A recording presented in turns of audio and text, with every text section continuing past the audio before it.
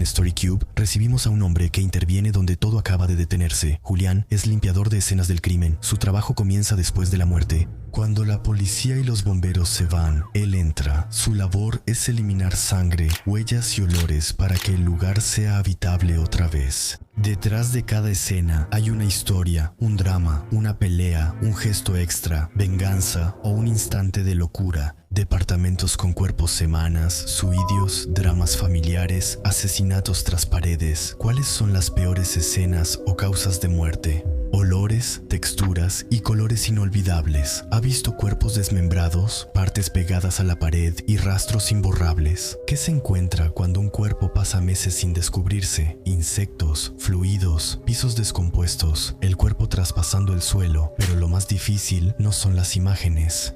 Relatan una vida rota, un último acto y una historia abruptamente detenida que él debe borrar. A veces ocurren cosas inexplicables, ruidos, objetos que se mueven, sensaciones sin explicación científica. ¿Cómo se soporta eso? ¿Cómo soportar días entre sangre, muerte y soledad? ¿Cómo volver a casa como si nada? Esta noche en StoryCube, Julián revela el infierno tras bambalinas, escenas que limpia y jamás olvidará.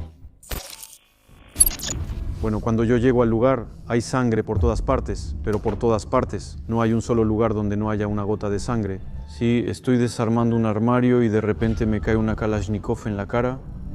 No hace mucho que realmente puedo hablar de esta historia. Sin ponerme a llorar, pues. Va a ver a su secretaria, mata a su secretaria. Va a su casa. Y mata a su hijita y mata a su esposa. Hola, hoy en StoryCube nos visita Julián, quien tiene un trabajo inusual. Él es limpiador de escenas de crimen y les propongo que nos explique en qué consiste ese trabajo.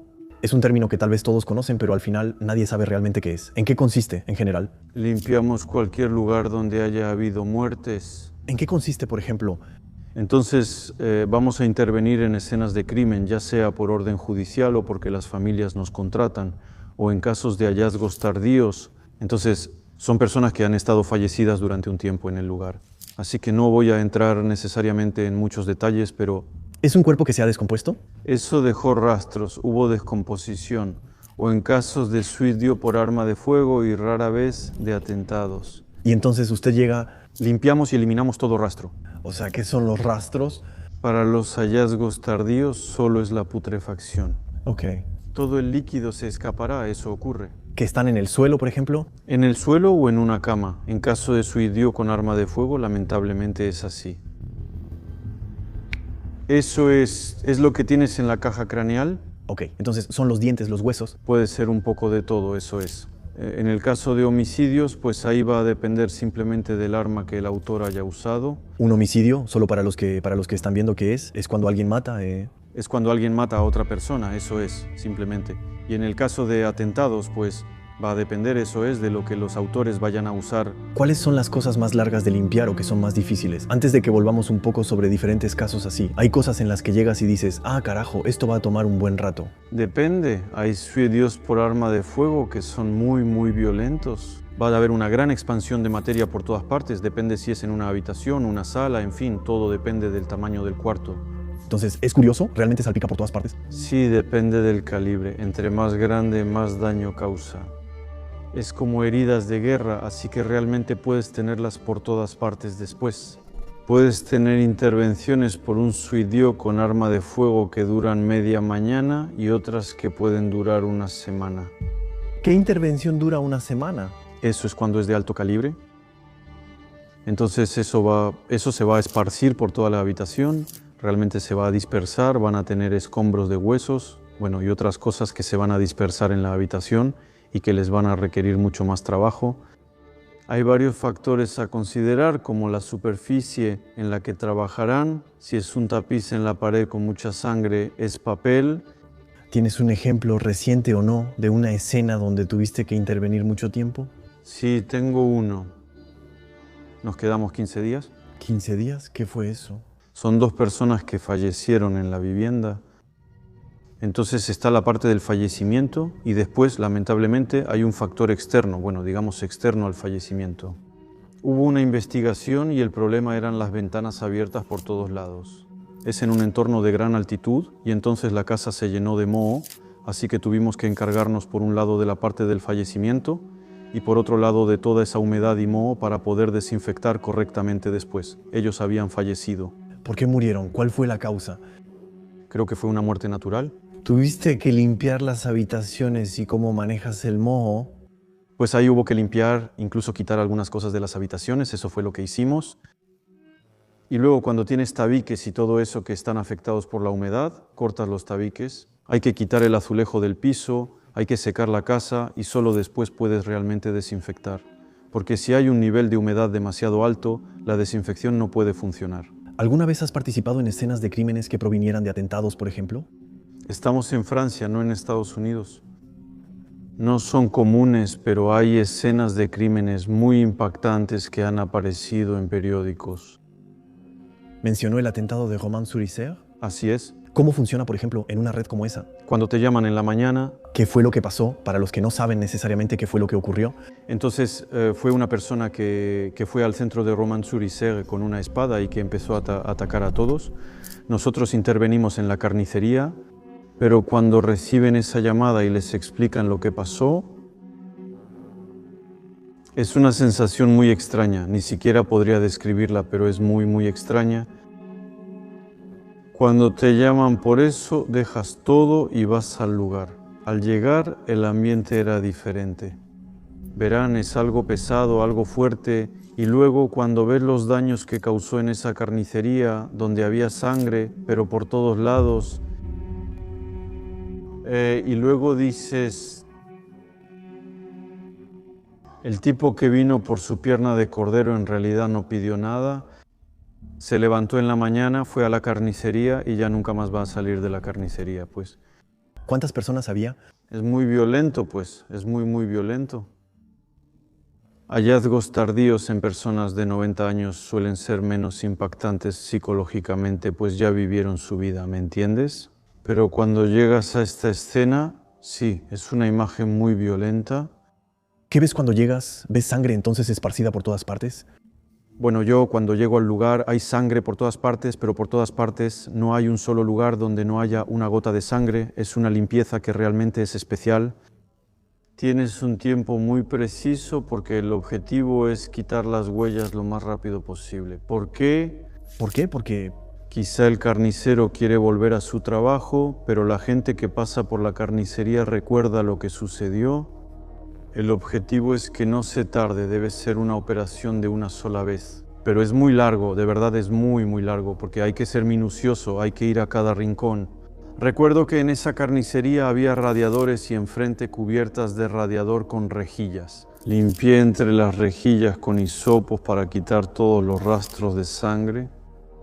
También había detrás de las botellas de vino y por todos lados, incluso hasta el fondo de la bodega. Entonces, limpiar sangre no es solo venir con el trapeador, por así decirlo, limpiar y luego irse. No es así porque la sangre, cuando la quitas con agua, lo que haces es fijar la proteína de hierro, así que siempre va a quedar algo. La limpieza de sangre es bastante específica. Hay un protocolo que se hace en varias fases, precisamente para que todo eso sea eliminado.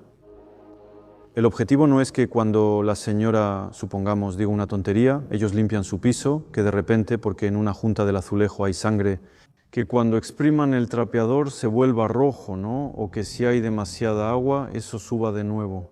Es muy minucioso y largo, ya que hay que hacer pausas durante la intervención, porque el ojo se acostumbra con el tiempo.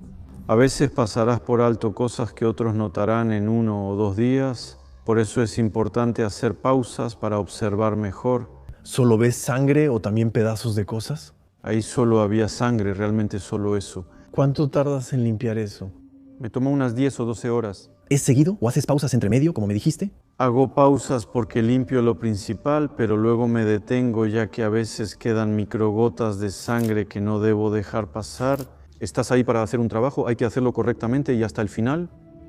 Entonces hay que hacer pausas para que el ojo descanse y así después poder ir a los detalles. ¿Y estás solo en eso o estás trabajando con varias personas? Ahí estaba solo. ¿Te llamaron para el caso del esposo en divorcio que mató a su esposa? ¿Qué sucede en esos casos y qué ocurrió realmente? Entonces, para confesarte algo, no hace mucho que realmente puedo hablar de esta historia sin ponerme a llorar. Sí, me marcó mucho, como con hierro candente. Es un buen señor y todo salió en los periódicos, pero esa pareja está en divorcio. Entonces, ¿en proceso de divorcio significa que están en trámite de divorcio o cómo? Es que están en proceso de divorcio. Entonces, él tenía una empresa, va a ver a su secretaria, mata a su secretaria, va a su casa y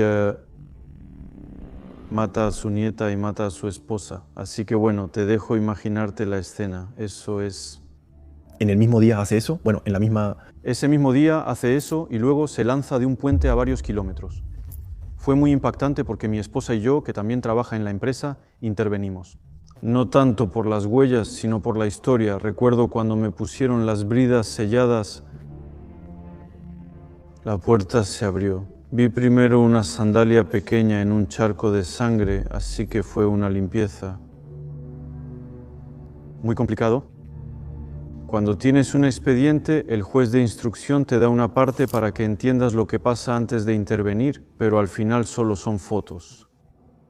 No estás impregnado por el ambiente del lugar. Cuando llegas ahí es algo totalmente diferente. Entonces está esa parte con esa pequeña sandalia, empezamos nuestra limpieza y al final, justo donde nos ponemos para empezar a limpiar, en realidad solo tengo fotos de esa niña. En un momento le pido a mi esposa que quite las fotos porque no me concentro, porque esa niña se parece mucho a mi hija, una pequeña rubia. Fue muy complicado, eso es todo. Así que tuvimos que quitar los portarretratos porque hay que estar concentrado en lo que uno hace. Pero fue muy complicado, sí, muy, muy complicado. Mi esposa lloró durante la intervención. Yo creo que no hay que avergonzarse de las emociones, obviamente hay que sacar las emociones. Es importante porque esas imágenes pueden volverte loco, ya que son muy violentas, para todos en realidad.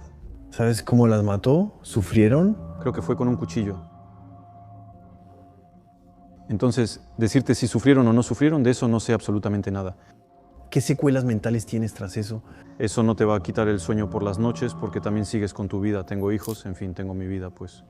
Pero es cuando vas a hablar de esta historia que ahí es cuando todo vuelve a salir. Como te mencioné, hasta hace poco puedo contar esta historia sin tener que pausar en una entrevista, porque tengo que detenerme, porque me pongo a llorar, pero no me da vergüenza decirlo. Es eso, somos humanos, no somos máquinas, no somos... Entonces, son esas pequeñas cosas. Eso fue realmente difícil. ¿Se sabe por qué lo hizo? ¿Había alguna razón? Tal vez después no quería divorciarse. Sí, eso es. Quizás a veces suceden tantas cosas en la vida que alguien puede llegar a matar a otra persona. Entonces, ya sea en el contexto de un feminicidio o porque la mujer pues le fue infiel a su esposo o porque quiere divorciarse. O ven, después no solo hay feminicidios, porque también pasa al revés, hay mujeres que matan a hombres. Eso es, bien. Pero a veces basta con una cosita para que una vida se detenga. ¿Estuvo el joven que mató a su padre y en cuyo caso usted intervino? Sí, incluso para la anécdota, esa familia se volvió amiga, se volvieron realmente amigos, bueno, muy cercanos. Ese joven que mató a su padre, de todas formas hubo un pasado pesado detrás y pues hubo cosas que le hicieron a la mamá. Bueno, fue muy, muy complicado, la verdad, muy, muy complicado. Esa es más o menos la historia en general. Es un esposo que violenta y dice cosas despectivas a su esposa y también a sus hijos. Esto dura años. Ella se va, eso es todo. Incluso cuando se fue difícil. Un día uno de sus hijos estaba en casa de su padre y debió pasar algo en ese momento. Creo que eso fue la gota que derramó el vaso y mató a su padre. Pero entonces fueron muchas puñaladas, pues. ¿Tú llegas a la escena del crimen? La mamá me llama para explicarme el problema. Estuve mucho tiempo al teléfono con ella y pasó un tiempo entre su llamada y nuestra llegada. Bueno, porque todavía había sellos, cosas así, entonces todavía era parte de la investigación. Bueno, yo fui a la brigada de gendarmería que estaba ahí con el oficial de policía judicial que era responsable de la investigación, pasé por ahí. Le pregunté si podíamos ver algunas fotos para que yo pudiera entender un poco. Estaba en su oficina, vi las fotos y luego nada más. Bueno, Más tarde ella me llama y me dice, listo, ya se puede intervenir. Entonces venimos y lo hacemos. Efectivamente, reviso todo el departamento. Bueno, el dormitorio es donde ocurrió el fallecimiento. En el pasillo también sucedieron varias cosas. ¿Hay varios lugares? Pues sí, hay varios lugares. El homicidio fue en la recámara. Este joven ahí está, salió de la recámara. Él navegó un poco y hubo algo de sangre. Creo que quizá él mismo se cortó. Así fue, hasta que de hecho salió y luego finalmente expresó, entre comillas, lo que hizo. ¿Él fue arrestado al final, el chico? Sí, fue arrestado y no lo ocultó. Asumió sus actos como joven. Explicó el por qué y el cómo, pero sigue siendo joven. Seguro habrá quien me diga, ¿cómo puedes decir eso? Mira, yo los conozco bien. Mira, es un joven que es buena persona, no es un delincuente, no es un gran criminal. No es solo eso, es una acumulación de cosas que le han pasado en la vida. Y la reacción de un ser humano pues es impredecible. Así que creo que no debemos juzgar necesariamente solo porque alguien haya matado a otra persona. También hay que entender la historia, qué fue lo que pasó. Entonces, sí, lo digo, no tenemos derecho a quitarle la vida a una persona, eso es seguro. Pero a veces, de todos modos, hay razones que hacen que un ser humano haya hecho eso. Llegas a la escena del crimen, ¿por dónde empiezas? Primero observo, hago mi reconocimiento, identifico todas las zonas y así sucesivamente. Entonces, todas mis zonas las marco, donde veo que hay pequeñas huellas y que podríamos olvidar. Pongo marcadores para que precisamente no las olvidemos.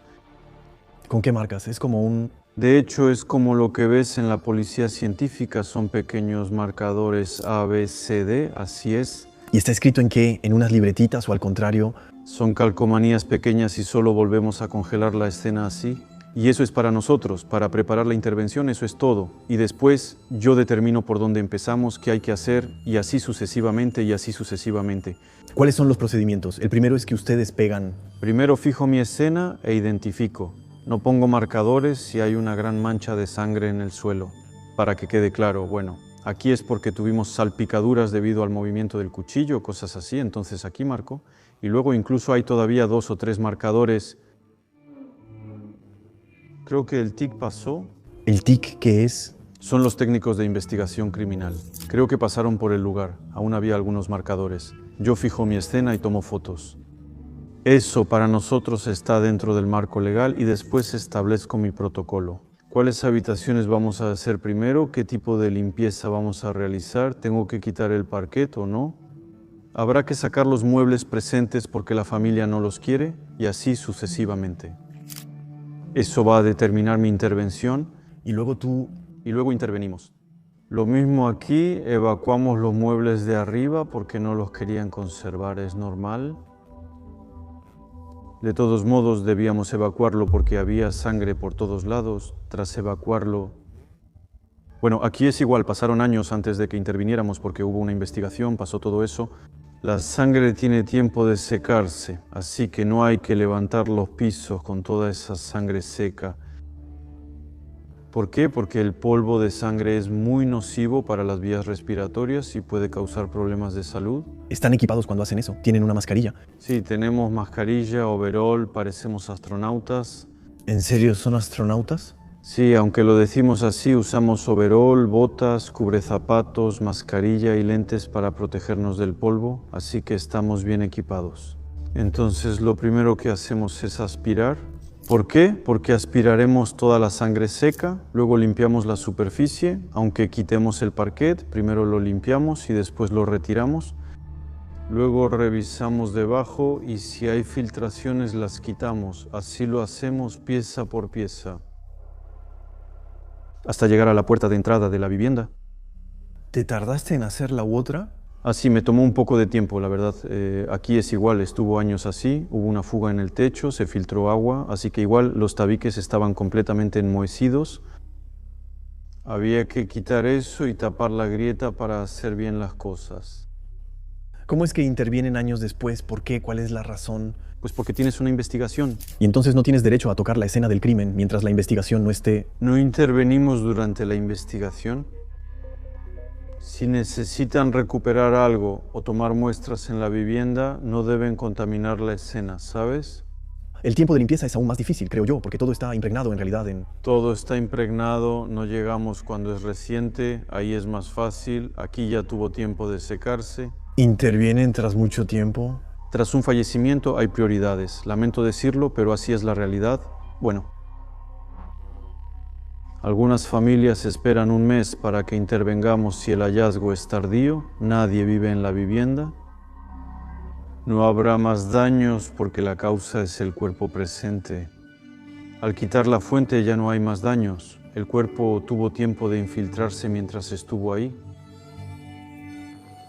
Entonces hay órdenes de prioridad. Después puedes tener un suicidio por arma de fuego, pero todavía hay alguien viviendo ahí. Así que en ese caso no hay que esperar un mes, hay que venir lo más rápido posible. Siempre es por grado de prioridad. ¿Qué es un hallazgo tardío?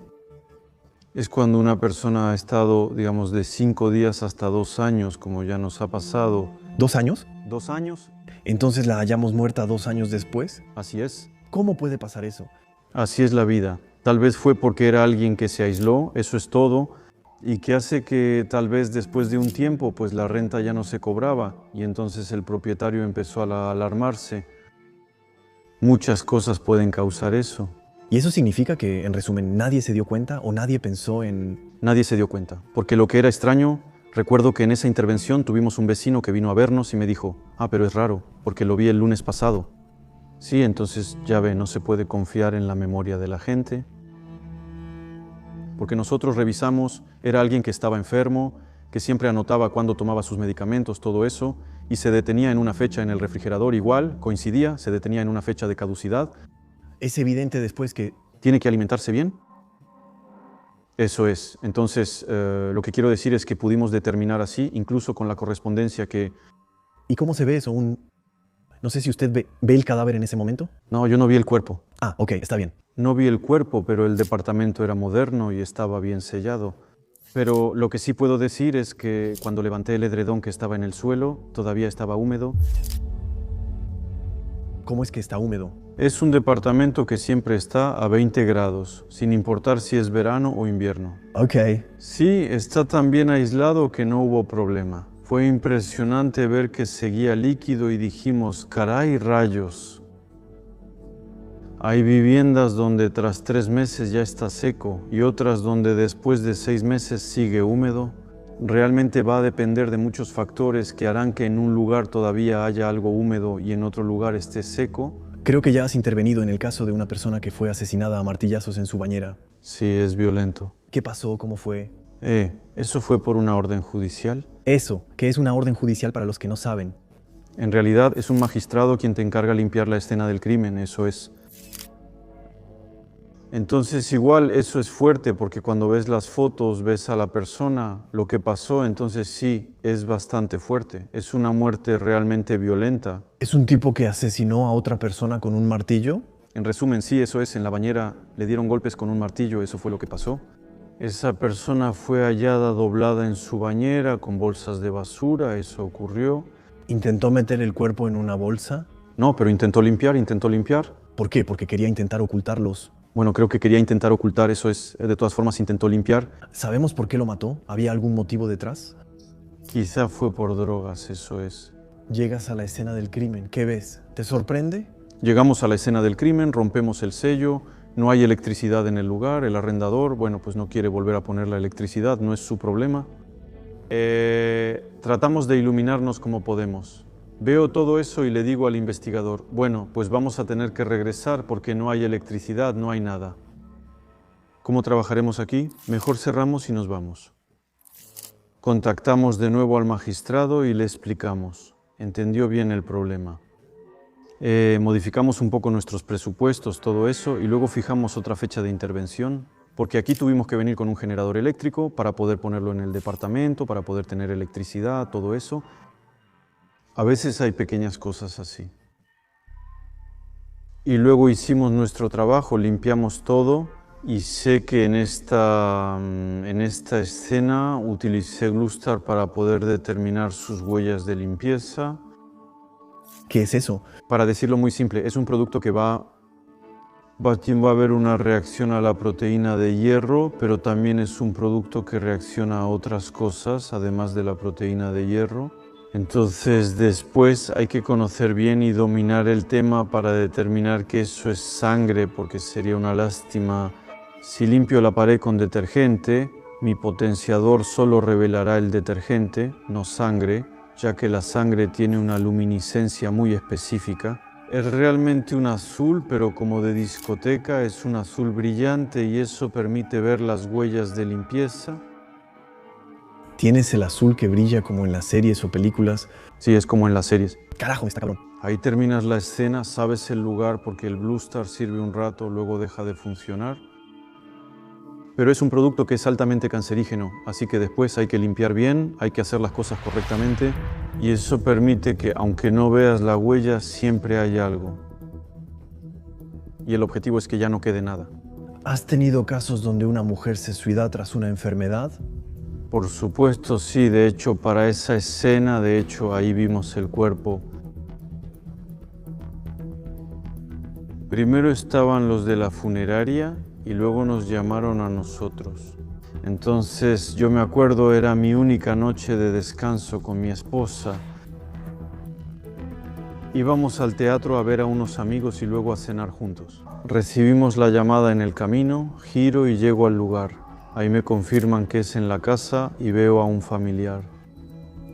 El esposo lloraba en casa, ya te imaginas la escena al perder a su esposa. Subo y luego me encuentro finalmente con esta señora. Entonces digo, bajo de nuevo, no tengo nada que hacer aquí y no toco nada. Esperamos a los gendarmes. Llegan, suben y preguntan quiénes somos. Les digo, somos tal empresa, nos llamaron para esto. Bueno, miren, les digo, subí, me encontré de frente con la señora, así que bajé de nuevo hasta que ustedes llegaran. ¿Qué es lo que ves cuando subes, cuando ves? Veo a una señora en el suelo con la garganta cortada por ella misma y mucha sangre. Es una señora con una enfermedad que sufría mucho por los acúfenos de memoria. Parece que es eso, porque viene de tiempo atrás y creo que decidió terminar con su sufrimiento. Después, algunos dirán que soy egoísta o algo así, no lo creo. Es mejor vivir con un ser querido que sufre o creer que él decidió acabar con su vida y ya no sufre. Al final cada quien hace lo que quiere, ¿no? Yo sé que, puedo entender el acto de esas personas que sufren muchísimo durante años y años. Entonces, ¿llegas ahí finalmente, intervienes en ese lugar, en esa escena del crimen o no necesariamente? Esa noche veo al hermano, hablamos y le digo que volveremos mañana y que cuide a su hermano, que no lo haga. Asegúrense de que no se quede hasta que limpiemos. Yo me voy, me avisan que todo bien, voy al teatro y salgo en el intermedio. 39 llamadas perdidas. Veo a mi esposa y le digo que no pinta bien. Llamo, no reconocí el número, pero me explican que tendría que intervenir. Mi hermano no quiere irse, es catastrófico, eso. Entonces le digo a mi esposa, bueno, vamos. Así que entramos, nos preparamos, tomamos el vehículo y fuimos al lugar donde el esposo ya estaba. Fue muy difícil porque perdió a su esposa, porque una persona que vive eso pasa por varias emociones, va a pasar por la tristeza, la ira y la incomprensión. Entonces, hay cosas así. Así que ahí es una limpieza donde hay que ser lo más discreto posible, lo más silencioso posible. Pero es lo mismo, es una limpieza que es muy difícil emocionalmente porque escuchas a la persona que está abajo, que está gritando. Entonces, sí, quizá esa noche ni nos consideró. Mi objetivo era que se hiciera la limpieza. ¿Eso es complicado de limpiar? ¿Alguien que se corta la garganta? No, no es más complicado de limpiar, pero lo que digo es, eso pasa en esos lugares, lo que escuchas después. Tras un fallecimiento se requiere rigor en la limpieza. Había sangre en el lavabo y en lugares específicos. Desarmamos el sifón y limpiamos las tuberías porque la sangre pasó por ahí y se coaguló un poco. Fuimos y vamos a todas partes. El objetivo es no dejar nada aunque no se vea. En el tubo de desagüe, la persona solo revisa el sifón si está tapado, en lo demás no mira. Nosotros lo sabemos, así que al saberlo hay que limpiarlo. ¿Cuesta caro limpiarlo así? Depende. Hay intervenciones que cuestan 700 euros y otras pueden llegar a 33.000 euros. Eso es cuando tienen que demoler todo, todas las paredes. Es muy complejo porque también se debe interrumpir la intervención debido a los periodos de espera. Porque cuando tienes una losa de concreto que está llena de humedad, ¿qué puedes hacer encima de eso? No puedes trabajar sobre eso, no es posible, así que tiene que secarse. Bueno, hoy en día hay una moda que de hecho viene de Canadá, pero donde los canadienses ya están empezando a abandonar esa técnica. Consiste en cubrir con pintura, en hacer lo que se llama encapsulamiento. ¿Qué significa? ¿Pones pintura sobre...? Bueno, en realidad lo que va a pasar es que, ya sabes, lo vemos en las redes sociales, hay mucha desinformación sobre este oficio. Vemos cosas, es increíble, hay quienes se divierten poniéndote una especie de ácido encima, así es, en fin, hay cosas así. Y luego después van a poner pintura donde vas a tener, si quieres, una película plástica que se va a formar. Entonces, es más o menos la misma pintura que pones en los estacionamientos. Bueno, entonces pones eso encima, pero en realidad no trataste la causa, solo la cubriste, eso es todo. Y eso, hay quienes lo hacen y lo vemos en las redes, lo vemos, pero no es así como trabajamos. Una losa de concreto dañada debe tratarse usando técnicas para eliminar lo contaminado. Bueno, no sé, ¿eh? Imagínate, te compras una casa y te dicen, bueno, hubo un fallecimiento, todo eso. Eso pasa porque la persona es honesta y te lo dice, ya que normalmente los vecinos te pasan la información cuando ya estás instalado. Imagina que en tu casa la losa de concreto quedó impregnada de fluidos humanos. Y le pusieron una capa de pintura a la losa y te pusieron un nuevo revestimiento de piso. Y un día haces remodelaciones o sucede algo, la casa o la losa se mueve con el terreno. Es normal que aparezca una grieta porque las casas se mueven. De repente hay un olor. Durante años quizá dormiste en una habitación donde bajo tu piso aún había restos humanos. ¿Tú te verías viviendo en una casa así? Eso es lo que está pasando ahora y me parece una lástima. Entonces, efectivamente, la intervención dura menos tiempo. Eso lo reconozco, claro, bueno, eso, pero no es así como trabajamos. De todos modos, hay reglas de sentido común que respetar. Me anoté que este asunto precisamente tuvo un giro judicial, porque es... ¿De qué asunto hablas? En el caso de la mujer que se cortó la garganta, ¿pasó algo más? Sí, hacemos la limpieza en la noche, creo. Nos fuimos como a las 2 o 3 de la mañana. Y creo que a las 8 mi teléfono suena y es la gendarmería que nos llama y ahí me dicen por teléfono, bueno, hay un problema. El magistrado inició una investigación, pero no entiendo bien porque acabo de despertar. No debo estar entendiendo lo que ella me dice. Le pido que repita y ahí le digo que yo ya limpié todo. ¿Será difícil hallar algo ahí? Ella me dice que todos los recipientes donde pusiste lo contaminado son desechos DASRI, ¿eh? Hay que llevarlos a la brigada, el TIC llegará y abriremos todo. Ya limpié. Le dije, lo puse en la declaración, que anoche me dieron permiso para limpiar. Se preguntó al magistrado y obtuvimos permiso. Bueno, entonces, con el TIC, así es, llego a cierta hora, creo que ellos regresaron al lugar. Y cuando llegué, ella me dijo así, me dijo, caray, es increíble, ya no hay rastros. Dije que sí. Ese es el principio después. Es el inicio, ya no hay rastro. Ella preguntó, ¿en serio entraron a las tuberías? Le respondí que sí, que es nuestro trabajo. Cortamos los barriles, lo esparcimos y ellos recuperaron lo que querían. Eso nos llevó todo el día. ¿Al final hubo una conclusión con ese asunto o no necesariamente? No, yo no creo que la haya habido. Después, bueno, creo que querían recuperar algunas cosas para saber si realmente era eso o no.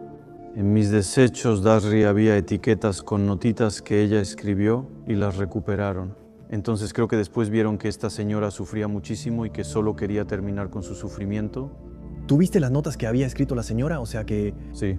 Entonces, ¿qué es? ¿Son palabras de sufrimiento? Bueno, son palabras que ella escribió para su esposo que explican por qué hizo eso. Sí, son cartas de despedida. Eso para disculparse, pero que ella ya no podía más. ¿Alguna vez alguien se ha negado a que expertos como ustedes limpien la escena y prefiere hacerlo por su cuenta? Por supuesto, nos encontramos con eso todos los días. ¿Tienes un ejemplo de eso? Tengo uno, aunque no es una escena del crimen, sino un descubrimiento tardío. Entonces hacemos una visita, daños muy graves. El presupuesto era de 12.000 euros, para que te des una idea. Yo espero, los herederos, ellos vienen, entonces uno llega en un Porsche, el otro llega en una gran camioneta Jaguar. Bueno, no sé si se pueden mencionar las marcas, pero es para que la gente pues, se lo imagine. Y bueno, eso es todo. Visitamos, explico y hago el presupuesto. Uno de los hijos dice, no, nosotros no vamos a pagar eso, así con sus padres. Tuvimos otra empresa, a mí me dijo que lo hace por 2.000, así que ahí no voy a insistir porque ya se siente la reticencia, la desconfianza. Y además no son agradables, hay que decir las cosas como son, viendo su comportamiento. En fin, así fue como pasó porque había unos hermanos del otro lado que se reían. Bueno, eso. No creo que el fallecimiento los haya afectado, solo buscaban gastar lo menos posible. Y bueno, hay gente que es así, luego hay otros que no tienen los medios, entonces tratamos de ayudar, de orientarlos para que reciban ayudas, todo eso, Pero lo que quiero decir es que hay algunos, no, ellos no quieren gastar dinero en eso, aunque yo pienso que, bueno, por nuestros padres al menos podemos hacer esta última cosa, ¿no? E incluso por las futuras personas que van a vivir en esta casa. ¿Qué haces si alguien no puede limpiar o hay una gran escena de crimen? Si es escena de crimen, el magistrado decide si procede la requisición. ¿Y en ese caso quién paga? Ahí es el Ministerio de Justicia. En este caso somos todos los ciudadanos. Entonces ahí hacemos un presupuesto y después lo aceptan o no lo aceptan porque hay límites presupuestarios. Hay muchos factores a considerar. El presupuesto para el Ministerio de Justicia no es ilimitado, sirve para hacer cosas. Entonces es prioritario, pues. Y por eso voy a retomar eso, por eso creo que hoy en día para limpiar las escenas del crimen no hay una cobertura. No pienso que las requisiciones judiciales sean adecuadas para estos servicios. Creo que debería ser a nivel de los seguros, que eso esté incluido en un seguro de vivienda, donde ahí automáticamente, sea cual sea la causa de la muerte, de hecho, hay una cobertura por parte del seguro, ya sea total o parcial. Aunque sea parcial, ya reduce el pago para esas familias. Sin embargo, no creo que las requisiciones judiciales sean lo ideal. ¿A veces piensas otra vez en las historias o familias que ves? A veces lo comento con mi esposa. Algunas personas realmente nos han conmovido. ¿Cuál recuerdas más o te ha marcado? Después, no hay una que me haya marcado más que otra. Pero hay personas que te tocan por su amabilidad, su bondad hacia ti, eso es lo que... Al contrario, algunas personas, lo digo honestamente, te ven como la señora de la limpieza, sin que sea algo despectivo para ellas. Sí. No es eso, pero así es, te hablan como si fueras menos que nada. Hay que relajar el ambiente, ¿no? Tengo una nota en mi casa donde está escrito sobre algo de un objeto que se cae, o no sé, estás haciendo una revisión y se te cae un objeto. Sí. Estoy desarmando un armario y se me cae una Kalashnikov en la cara. Entonces ahí me detengo 2 minutos, reviso el arma, le quito el cargador, reviso la recámara, pongo el arma en seguro. Le pedí que nos detuviéramos. Y luego vamos a echar un vistazo porque también teníamos que vaciar toda esa casa, así que, bueno, ver qué está pasando, ¿no? No quiero que alguien desarme algo y si el arma está cargada y el percutor puesto, se caiga y se dispare.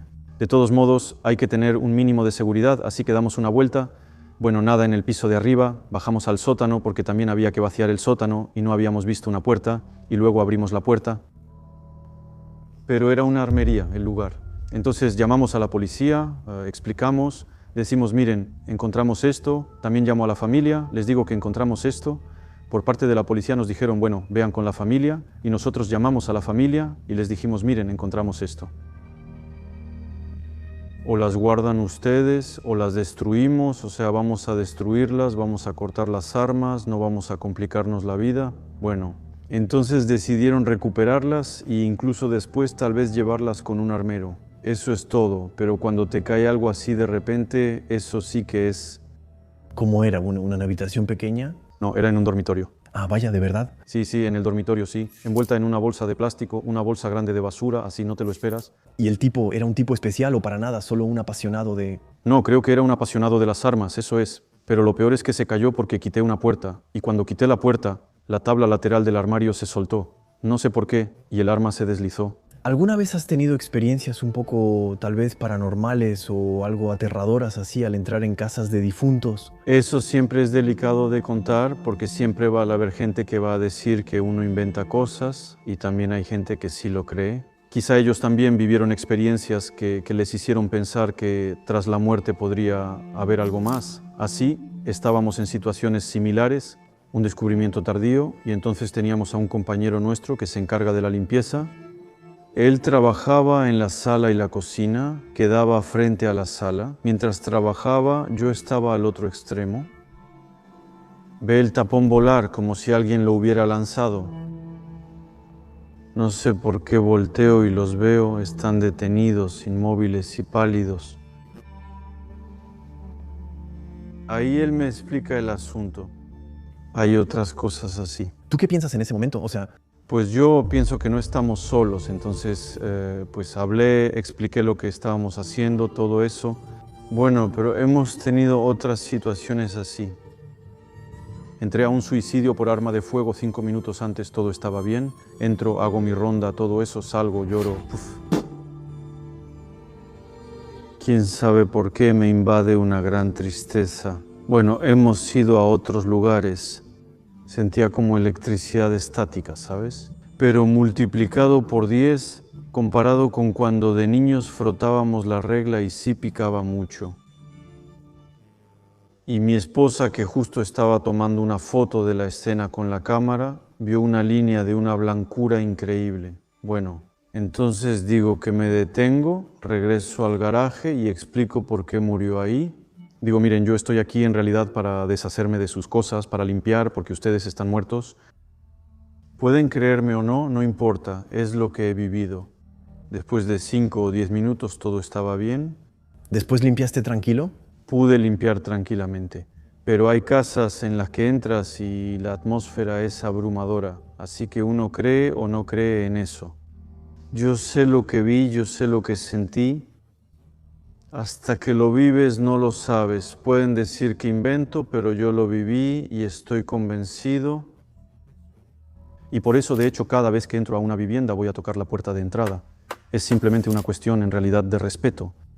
¿Ve? Porque uno entra a la casa de alguien, aunque la persona haya muerto, uno entra a la casa de alguien. Es curioso eso. Entonces usted de todas formas toca antes de...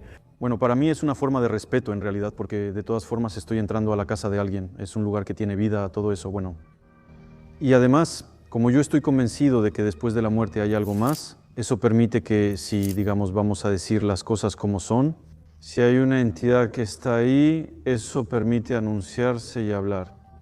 Pero eso lo sabes más o menos de inmediato. Cuando entras a la casa puedes sentir que te están observando. No sé, ¿alguna vez has sentido eso? ¿Tienes la impresión de que te están observando cuando estás en tu casa o cosas así? Bueno, pues eso, es algo que sientes pero que no puedes explicar. O de repente te asustas, ni siquiera sabes por qué te asustas. No sabes qué es, pero puede ser eso o no. Pero eso es lo que quiero decir, eso. ¿Qué haces en ese caso? Entonces me dijiste, ¿te explicas? ¿Entonces hablas así? Sí, hablo, explico quién soy, por qué estoy ahí, explico que él murió, eso, por quién fuimos enviados. Si es la chica fulana, entonces doy el nombre, todo eso. Y luego hablamos y luego decimos eso, estamos aquí para hacer esto. No estamos aquí para robar en los lugares, para destruir los lugares, realmente estamos aquí para limpiar y después tranquilizar los lugares, quitar todo rastro del fallecimiento, lamentablemente, pero sabes, a veces la muerte puede llegar muy rápido En una fracción de segundo me estás hablando y después mueres. Es fuerte, ¿sabes? Es fuerte, pero quizá cuando vayas a morir no sabes que moriste porque fue muy repentino. Eso es lo que yo pienso. ¿Algunos materiales como la piel son más difíciles de limpiar por lo que se queda pegado? Sí, obviamente, cuando se seca va a ser más complicado que cuando está fresco. ¿Cuáles son las peores cosas de limpiar? Puedes tener sangre si está en un revestimiento específico. Será complicado. Aplicas tu producto, lo dejas y luego limpias. Después también puedes tener tus fluidos que se secan y eso es un poco complicado. Se hacen como costras. Eso puede ser complicado y tomar más tiempo. A veces tienes, no sé, pedazos de órganos, cosas así que puedes quitar o al contrario, ¿es solo sangre? No me llamo Dexter, no sé. No sabemos, ¿ves? A veces en los... Sí, ya nos ha pasado, pero es muy raro. En series o en general siempre hay partes de cosas. Sí, pero sigue siendo una serie. Sí, pero entonces en la vida real no es realmente... En la vida real hay cosas que cambian. Hay una película que hicieron sobre nosotros, bueno, incluso series, pero sigue siendo cine. Hay una base de verdad, pero después hay que hacer un guión alrededor, porque si no, la película es aburrida, ¿sabes? Tengo 2 ejemplos si quieres que te puedo dar. Construimos una bañera donde un señor permaneció un tiempo. Al bombear lo que había en la bañera, la idea no era quitar el tapón y dejar que se fuera. Entonces, cuando bombeamos lo que teníamos en la bañera, encontramos huesos, huesitos, cosas así. Es normal, ya que cuando la funeraria recoge el cuerpo, este ha pasado tiempo en el agua. Obviamente hay pequeñas cosas que se desprenden. Otra vez, en un hallazgo tardío, encontramos unos dedos. Y ahí recientemente también una bañera. Ahí la gente hizo cosas antes que nosotros. Y eso también quiero decirlo, cada quien tiene un poco su oficio. No soy youtuber ni hago TikTok, no me metería en eso, no es lo mío. Hay gente talentosa como tú y otros que son muy buenos. Bueno, en este baño, personas que trabajan en una empresa de transporte de cuerpos, entonces van a recoger los cuerpos a domicilio, todo eso solicitado por la policía o la gendarmería. Bueno, eso es. Avísele a la señora que haremos la limpieza. Sin embargo, Se improvisaron. improvisados y que me pusieron en la bañera, por toda la sala de baño, Ajax y detergente, y eso hay que limpiarlo, porque cuando se seca, el Ajax se pone duro como el cemento. Nos pusieron eso por todo el sifón, el lavabo y en todos lados.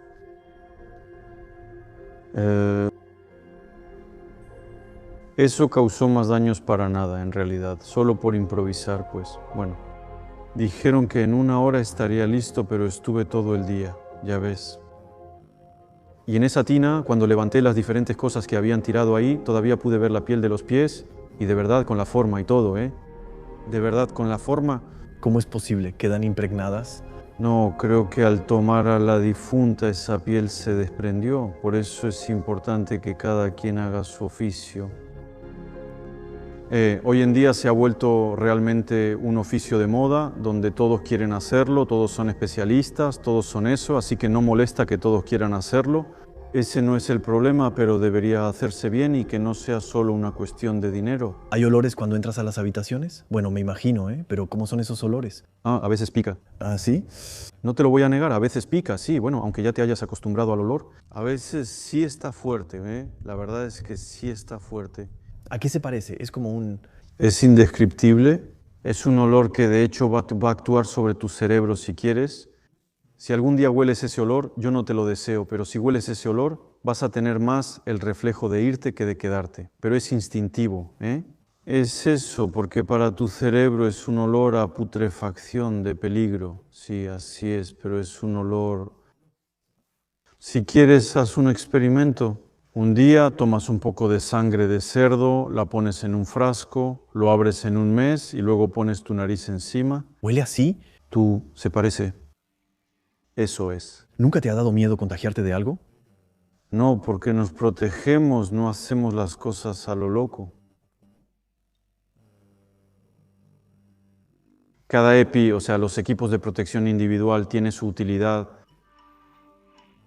Entonces, en el momento en que haces las cosas correctamente desde el principio, no hay razón para que tengas ese tipo de problema. Yo ya he intervenido en escenas de suicidio, todo eso donde la persona tenía hepatitis C, eso fuera del cuerpo, sigue activo durante 3 o 4 semanas. No tuve miedo de contaminarme, porque la preparación se hizo muy bien, el análisis, la situación se manejó muy bien y la intervención se realizó siguiendo realmente los protocolos. ¿Cómo le hacen? ¿También tienen mascarillas para todo el asunto? Sí, tenemos mascarillas, de hecho tenemos diferentes tipos de mascarillas dependiendo de la situación. Sabes, cuando ves un poco en las redes, ves a tipos con mascarillas, con unos cartuchos grandes así. A veces eso me da risa, la verdad. Sí, porque en realidad, bueno, está bien para lo visual, no hay problema. Lo curioso es que en redes ves a unos con una mascarilla, otros con una desechable y otros con diferentes tipos. Todos deberían tener las mismas mascarillas, ¿no? Si no, ¿qué sentido tiene? Bueno, nosotros usamos 2 tipos de mascarillas. Tienes mascarillas desechables de norma FPP3, que realmente nos va a proteger de todo ese polvo que podemos generar, de los virus, de las bacterias, todo eso, así que esa es desechable. Eso nos permite algo porque no usamos esas mascarillas con cartuchos, también por los cartuchos. Esos cartuchos de carbón activado no permiten controlar su eficacia. Ok. Entonces esos cartuchos, si los dejas al aire libre, se van a desgastar, no puedes ver su capacidad de filtración. Bueno, entonces realmente no lo sabes. La mascarilla desechable, esa cuando empieces a emitir humedad porque respiras, llega un momento en que se acabó, hay que tirarla. El carbón activado, puedes liberar tanta humedad, seguimos respirando y después tenemos mascarillas más específicas para ciertas intervenciones donde contamos con asistencia ventilatoria y todo eso. Pero eso es solo para cierto tipo de intervención donde realmente habría un gran riesgo biológico. Eso puede ser porque tenemos un virus o realmente una infección donde habría cepas resistentes que nos cuesta neutralizar. Entonces ahí sí hay que tomar las cosas en serio. ¿Qué haces con los restos de sangre o la sangre que encuentras al final? Eso, como te dije, los pongo en residuos DASRI. Ok, ¿qué es eso? Es una... Para simplificar, es como un bote de basura con tapa donde pones tus desechos. Sellas el barril y se va a un canal específico. Ok, está bien. Así es, no va al basurero normal. Lo menciono porque si tienes un sofá contaminado o alguien falleció ahí, no se debe envolver en celofán y llevarlo por la casa ni meterlo en el camión. Si algo está contaminado, debe cortarse y tratarse ahí mismo. Veo muchas cosas en las redes, pero lo menciono porque las redes son algo increíble. Las redes es que todos quieren difundir cosas, pero creo que ni siquiera se dan cuenta de los errores y a veces hacen cosas que digo, carajo, ¿dónde está la lógica? Bueno, cada quien hace lo que quiere, pero lo que quiero decir es que debería haber al menos un mínimo de reglas y lógica. No vamos a envolver en celofán un sofá manchado y empapado de fluidos para bajarlo por el edificio y cargarlo en el elevador y luego meterlo en su camión, ¿no? Bueno, me parece lógico. Entonces, ¿qué haces antes? ¿Le pones algún producto especial? No, lo que pasa es que cortamos el sofá en el lugar en pedazos pequeños. Primero vamos a quitar toda la espuma y todo eso. Una vez que quitamos toda la espuma, eso va en los tambores. Luego revisamos la armazón, la estructura del sofá, si quieres. Luego todo lo sucio se corta y se pone en los tambores. A veces queda un descansabrazos, a veces nada, todo va a los tambores. ¿Qué es lo que más disfrutas de tu trabajo y de ti? Para empezar, es un trabajo que hago realmente con pasión, no por obligación. Eso es pasión. No es que disfrute limpiar sangre, pero lo importante para mí es el lado humano. Entender por lo que la gente está pasando, acompañarlos, escucharlos, sobre todo realmente escucharlos, porque a veces van a ser los miembros de la familia quienes te llamen. No necesariamente quieren confiar en los primos, los hermanos, el tío fulano. Prefieren confiar en una tercera persona, alguien ajeno al núcleo familiar y poder liberarse de cosas. Pero sobre todo es lo humano, escuchar, comprender e intercambiar. Mira, no soy de los que reciben una llamada de 30 segundos, hacen el presupuesto, los contratan o no y siguen con otra cosa. No. Si tengo que estar hasta 4 horas al teléfono, lo hago. No hay problema si hay que llamarnos varias veces. Tómense su tiempo. Eso es muy importante. No solo es cuestión de dinero. Sí, somos una empresa. La empresa tiene que sobrevivir porque estamos en uno de los países más gravados con impuestos, así que tiene que sobrevivir. Pero lo que quiero decir antes que nada es que lo más importante es el ser humano, realmente la persona con la que hablas por teléfono o a la que vas a ver si haces una visita, todo eso, realmente tomarse el tiempo para conversar. A veces yo voy a hacer visitas a domicilio directamente para ver qué está pasando y luego después me voy con la familia, les propongo ir a tomar un café. Hay que desdramatizar un poco la situación para que la gente no esté en una niebla intelectual donde no vayan a asimilar lo que les vas a explicar. Entonces después hay que ir a otro lugar donde al principio vamos a platicar un poco de todo y de otras cosas y luego poco a poco llegamos al tema de la futura intervención. Bueno, Julián, muchas gracias. Llegamos al final de este episodio. Gracias por tu explicación y experiencia. Estuvo muy interesante. Obviamente, si tienen otras preguntas que quieran hacerle a Julián, no duden en ponerlas en los comentarios. Con gusto las revisaré y veré si podemos volver a contactar a Julián para que pueda responderlas. De todas formas, muchísimas gracias por tu presencia en este episodio. Gracias a ti. Este video terminó. Si quieren ver otro episodio, adelante. Aquí hay 2 videos de StoryCube. Yo fui Noah, un placer. Que tengan una muy buena noche. Adiós.